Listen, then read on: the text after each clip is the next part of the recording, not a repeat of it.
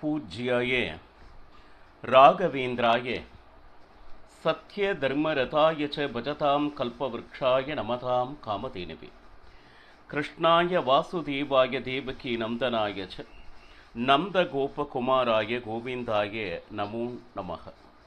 ஐந்தாவது வேதம் என்று போற்றப்படும் மகாபாரதம் பார்த்து வருகிறோம்.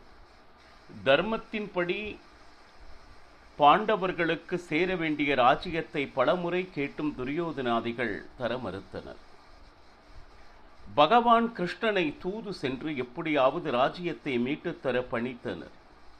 அஸ்தினபுரம் சென்று திருதராஷ்டிரனுக்கு அவன் செய்து கொண்டிருக்கும் அதர்மங்களை எடுத்து கூறி இதனால் அவனுடைய குலமே நாசமாக போகிறது என்று எச்சரித்தும் பகவான் கிருஷ்ணனை தொடர்ந்து பரசுராமர், கண்மரிஷிகள், நாரதர், காந்தாரி உட்பட எவ்வளவோ நல்ல வார்த்தைகள் துரியோதனாதிகளுக்கு கூறியும் எதையும் செவிமடுக்காது தூதுவனாக வந்த பகவான் கிருஷ்ணனையே கட்டி போட எத்தனிக்க பகவான் விஸ்வரூப தரிசனத்தை காண்பித்து பக்தர்களை மகிழ்வித்து இதற்கு யுத்தம் ஒன்றே தீர்வு என்று குந்தியை சந்தித்தான்.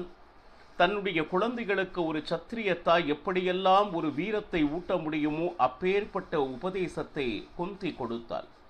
இதை பீஷ்ம துரோணாதிகளும் கேட்டு துரியோதனிடம் தங்களுடைய பங்குக்கு, அப்பா நீ ராஜ்யத்தை கொடுப்பதுதான் சிறந்தது, இதனால் என்ன சொல்றது, இருவரும் இணைவதற்கு நிறைய வாய்ப்பு இருக்கு, இல்லைன்னா நிறைய உயிர் சேதம் ஏற்படும், எங்களுக்கோ வயதாகி விட்டது, நிச்சயம் நாங்கள் சொல்ப காலமே வாழ இருக்கிறோம், அப்படின்னா யுத்தத்தில் நாங்கள் நிச்சயமாக இறக்கப் போகிறோம் என்பதனை சூச்சகமாக தெரிவித்தும் அதை எதுவுமே செவிமடுக்கவில்லை துரியோதனன்.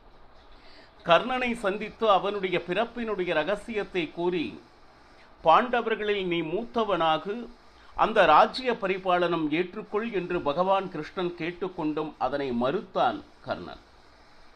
இப்போ உபப்ளாவ நகரத்திற்கு சென்று என்ன நடந்ததோ அதனை பாண்டவர்களிடம் கூற குருக்ஷேத்திரத்திற்கு தர்மராஜன் வந்து இன்னும் 7 தினங்களில் யுத்தம் தொடங்க இருக்கிறது. அப்போ அங்கு இருக்கக்கூடிய கூடாரங்களை அமைத்து யாக யஜ்ஞங்களை செய்து தான தர்மங்களை செய்தான். துரியோதனன் தன்னுடைய பங்குக்கு சகுனையினுடைய மகனான உலூக்கனை தூதுவனாக அனுப்பி எவ்வளவெல்லாம் பாண்டவர்களுடைய மனத்தையும் ஏன் பகவான் கிருஷ்ணனுடைய மனத்தையும் காயப்படுத்த முடியுமோ அப்பேற்பட்ட உபதேசத்தை கொடுத்தான். ஆனால் அவன் மேலும் தயை காட்டினான் தர்மராஜன். இதுதான் அவனுடைய பலம் மற்றும் பலவீனம். இப்போ வேதவியாசர் திருதராஷ்டிரனை சந்திக்க வந்து போரில் யார் ஜெயிப்பார்கள் என்கின்ற அந்த சகுனங்கள் ஏதாவது தெரியுமா அப்படின்னு கேட்க, சகுன சாஸ்திரம் என்று ஒன்று இருக்கிறது என்று அதை பற்றி ரொம்ப விரிவாக வேதவியாசர் கூற, சஞ்சயனுக்கு திவ்ய திருஷ்டி கொடுக்க மகாபாரதம் பாருங்க, சில நாட்கள் போய் சஞ்சயன் வந்த பொழுது என்ன நடந்தது அப்படின்னு கேட்ப, பீஷ்மர் வீழ்ந்தார் என்கின்ற வார்த்தையோடு சஞ்சயன் திருதராஷ்டிரனுக்கு மகாபாரதம் யுத்த களத்தில் என்ன நடந்தது என்பதனை கூற ஆரம்பித்தான். முதல் நாள் கௌரவர் பாண்டவர்கள் அற்புதமாக எப்படி அணிவகுத்து நின்றனர் என்பதனை கூறி, முதல் நாளில் விராட்டராஜனுடைய மகனாக இருக்கக்கூடிய உத்தரகுமாரனை சல்யன் எப்படி கொன்றான் என்பதனை சொன்னா, இரண்டாவது நாள் பார்த்தோம்னா மிக அற்புதமான போர், நிறைய வியூகங்கள் வகுக்கப்பட்டிருந்தது. கலிங்க தேசத்தினுடைய ராஜன் பானுமந்தன், அவனுடைய மகன் சக்கரதேவன், கேதுமந்தன், இப்படி பல சைன்யங்கள் கௌரவர் பக்கம் நாசமானது. மூன்றாவது நாள் போர் பார்த்தோம்னா நடந்து கொண்டு இருக்கும் பொழுதே துரியோதனன் நேரா வந்து பீஷ்மரை பலவாறு எச்சரித்தார். நீங்கள் நிச்சயமாக பாண்டவர் பக்கம் பக்ஷபாதம் பார்க்கிறீர்கள், உங்களால் முடியாது என்றால் முன்னையே சொல்லி இருக்கலாம், நான் கர்ணனை வைத்துக்கொண்டு யுத்தத்தை நான் நடத்தி இருப்பேன் என்றெல்லாம் பீஷ்மர் அவருடைய வயதையும் பார்க்காது பாருங்க, துரியோதனன் அவருடைய மனதையும் காயப்படுத்தினான். கண் கலங்கி பீஷ்மர் சொன்னார், ஏதோ சாப்பிட்ட கடனுக்காக இந்த இடத்தில் இருந்து நான் இந்த யுத்தம் செய்ய வேண்டியிருக்கிறது அப்படின்னு சொல்லிட்டு தன்னுடைய நிஜ பலத்தை காண்பித்து யாருமே பீஷ்மர் முன் நிற்க முடியாதபடி பான மழை. இன்னும் சொல்ல போனா பாண்டவர்கள் படைகள் அஞ்சி ஓட ஆரம்பித்தனர். நீ போகாதே, நான் போகிறேன், நான் முன்ன நிற்கிறேன் அப்படிங்கிற குரல் தான் கேட்டதே ஒழிய பீஷ்மர் முன்னாடி யாருமே நிற்க முடியாத அளவுக்கு அப்பேற்பட்ட ஒரு யுத்தத்தை நிகழ்த்தினார் பீஷ்மர். பார்த்து கொண்டிருந்தான் பகவான் கிருஷ்ணன். ஓ, இந்த கிழவன் இருக்கும் வரை இந்த யுத்தத்தில் பாண்டவர்களை முன்னேற்ற முடியாது என்று அவனே ரதத்திலிருந்து இறங்கினான் கையில் சுதர்சன சக்கரத்தோடு. இந்த பக்கம் பார்த்தீங்கன்னா அர்ஜுனனுக்கு எவ்வளவோ கீத உபதேசம் செய்தும் அவன் இன்னும் என்ன சொல்லுது, பீஷ்மர் முதியவர், துரோணாச்சாரியார் என்னுடைய ஆசான் என்கின்ற விஷயத்தை மனதில் வைத்துக்கொண்டு தன்னுடைய உண்மையான பிரபாவத்தை காண்பிக்காது ஒரு பக்கம் இருக்கிறான் அர்ஜுனன். பீஷ்மரோ தன்னுடைய முழு வீச்சில் தன்னுடைய பலத்தை நிரூபித்துக் கொண்டிருக்கிறார். கையில் எப்பொழுது சக்கரத்தோடு பகவான் கிருஷ்ணன் பீஷ்மரை நோக்கி வந்து கொண்டிருக்கிறானோ, கிருஷ்ணன் மேலும் பானம் விழுந்தது. உடலில் அங்கங்கு காயங்கள் ஏற்பட்டது என்று கூட மகாபாரதம் வர்ணிக்கிறது. உடனே எப்பொழுது அருகில் வந்தானோ பீஷ்மர் இரு கை கூப்பி, சர்வோத்தமா, ஏன்னா இவன் ஏதோ பாண்டவர் பக்கம் இருக்கக்கூடிய சாரத்வம் செய்பவன் அப்படிங்கிற நினைப்பு நிச்சயமாக பீஷ்மருக்கு இல்லை. அகிலாண்ட கோட்டி பிரம்மாண்ட நாயக்கன் என்பதனை பீஷ்மர் அறிவார்.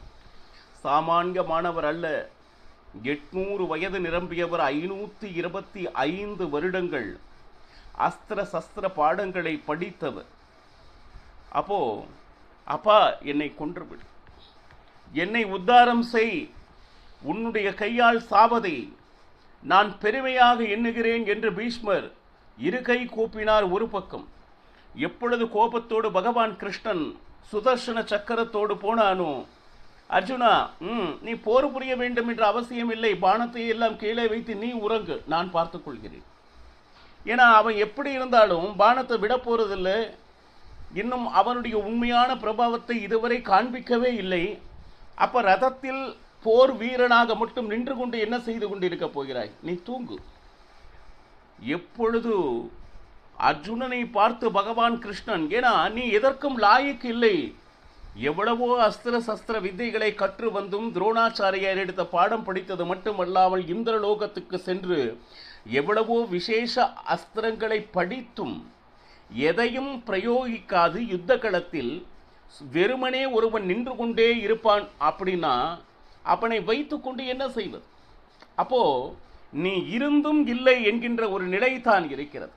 இதை எப்படியெல்லாம் அவனுடைய மனதை, ஏன்னா உபதேசம் என்று பல விஷயங்கள் சொன்னான், அதை என்னமோ தலை ஆட்டி ஆட்டி கேட்டான். ஆனால் யுத்த களத்திற்கு வந்து உண்மையான பிரபாவத்தை இன்று வரை காண்பிக்கவில்லை என்று பாண்டவர்கள் சேனைகளுக்கு அஞ்சு பீஷ்மரை எதிர்க்க முடியாமல் ஓடிக்கொண்டிருக்கிறது. அதை பார்த்தும் வேடிக்கை பார்த்து கொண்டிருக்கிறான் என்றால் அவனுக்கு ஒரு சிகிச்சை தேவைப்பட்டது. ஒன்று என்னன்னா, பீஷ்மருடைய வார்த்தை, கிருஷ்ணா உன்னை எப்படியும் நான் ஆயுதம் எடுக்க வைப்பேன் என்று ஒரு பக்தன், அதாவது பீஷ்மர் சொன்னார் இல்லையா, அவனுடைய பிரதிஜையை நிறைவேற்ற வேண்டும். அதே போல அர்ஜுனனுக்கு தூங்கிக் கொண்டிருக்கிறான் இல்லையா, அவனை எழுப்ப வேண்டும். இந்த இரண்டையும் பகவான் சுதர்சன சக்கரத்தை தான் கையிலேந்தி நிரூபித்தான். ஓடி வந்தான் அர்ஜுனன். சாஷ்டாங்க நமஸ்காரம் செய்து, அர்ஜுனா என்னை மன்னித்து விடு, நிச்சயமாக நான் போர் புரிகிறேன் அப்படின்னு சொல்லிட்டு, எப்பொழுது சரணாகதி என்று யார் ஒருவர் வந்தாலும் அவனை அரவணைப்பது பகவான் கிருஷ்ணனுடைய வேலை. நேரா வந்தான், ரதத்தில் ஏறினான். இதுதான் நிஜமான யுத்தம் ஆரம்பம்.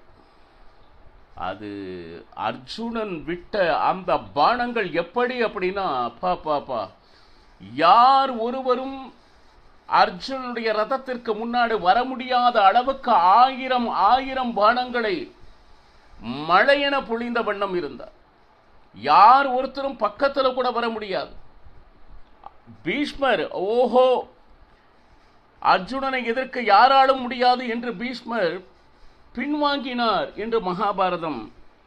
அது மட்டுமல்ல, அந்த இந்திரலோகத்தில் அவன் கற்ற வித்தை இந்திர அஸ்தம், அதையெல்லாம் பிரயோகப்படுத்தினான்.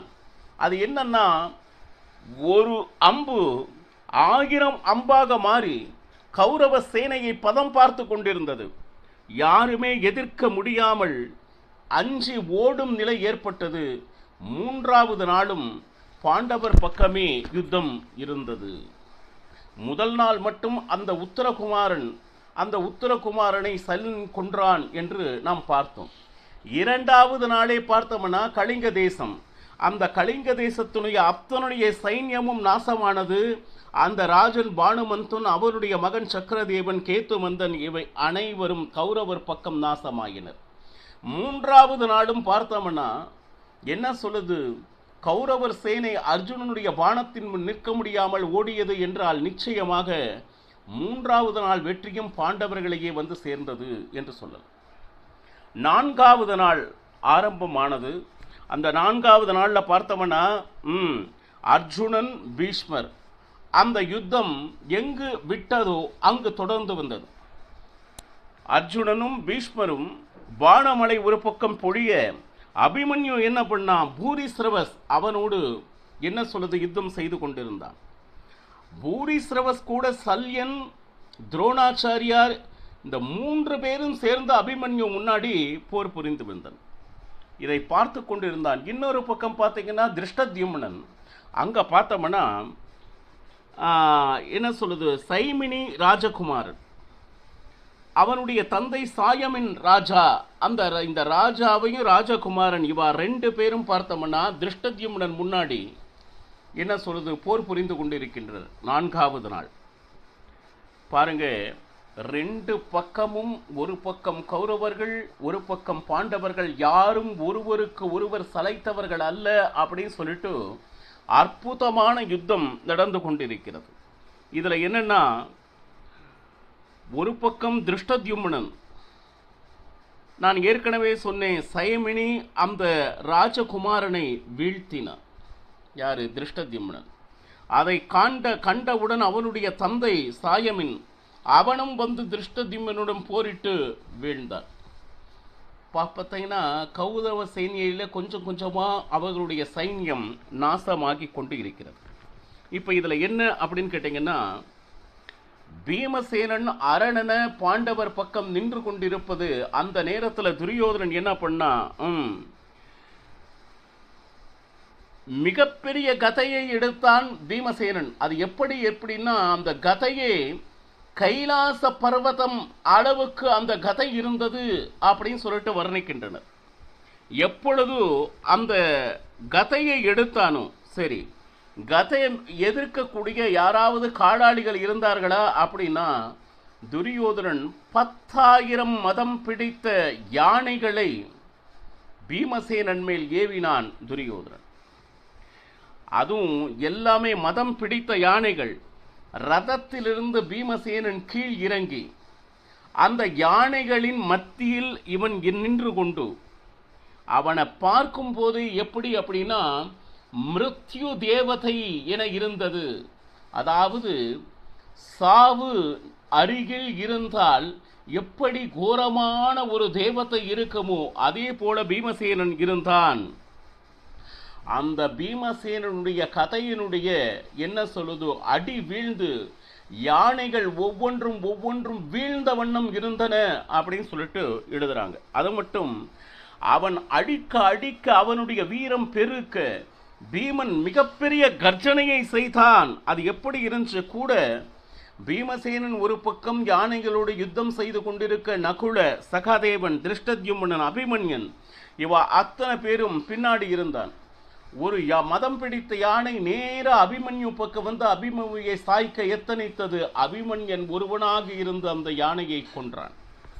இப்ப என்ன அப்படின்னு கேட்டீங்கன்னா, பர்வதம் என யானையினுடைய பிண குவில்கள் அது எப்படி இருந்துச்சுன்னா ஒவ்வொன்றும் ஒரு மலை என அங்க இருந்தது.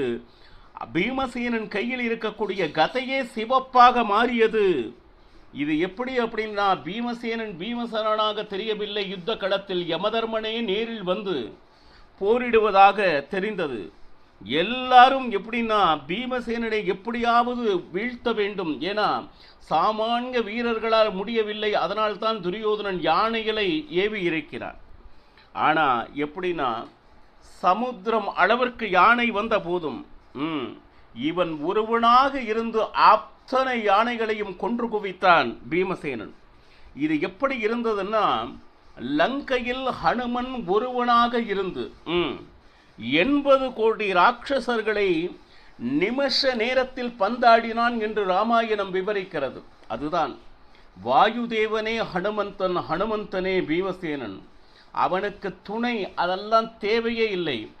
ஒருவனாக இருந்து எத்தனை பேர் எதிர்த்து வந்தாலும் அதை எதிர்க்கக்கூடிய சாமர்த்தியம், அவன் சாமானிய மனிதன் அல்ல, அவன் வாயுதேவன் என்பதை நிரூபித்த இடம் இது. ஒரு யானை வந்தாலே குடுகுடு என்று பயந்து ஓடக்கூடிய அளவுக்கு அந்த பயத்தோடு இருக்கக்கூடிய மதம் பிடித்த யானை எங்கே?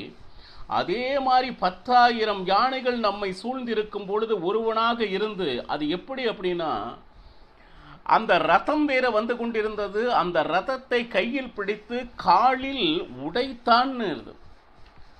எப்படின்னா, ஒரு யானையை அப்படி தூக்கி யானை மேல் அடிப்பது, குதிரையை தூக்கி குதிரை மேல் அடிப்பது. இந்த சாகசமெல்லாம் என்ன சொல்லுது, எட்ட நின்று பார்த்து கொண்டிருந்தனே தவிர யாரும் பீமசேனன் முன்னாடி போறதுக்கே பயந்துட்டு இருந்தாங்க. ஏன்னா அவன் முன்னாடி போய் வீரமெல்லாம் அந்த யுத்தமெல்லாம் செய்ய முடியாது, போனான் உயிரை விடுவதற்காக போக வேண்டும். அப்படி அப்பேற்பட்ட வீரத்தை 4வது நாள் பீமசேனன் ஒருவனாக இருந்து காண்பித்துக் கொண்டிருந்தான். இந்த நேரத்திலே பீஷ்மர் அர்ஜுனர் என்ன செய்தான் என்பதனை நாளை பார்க்கலாம். ஹரே ஸ்ரீனிவாசா. சர்வம் ஸ்ரீகிருஷ்ணார்ப்பணமஸ்து.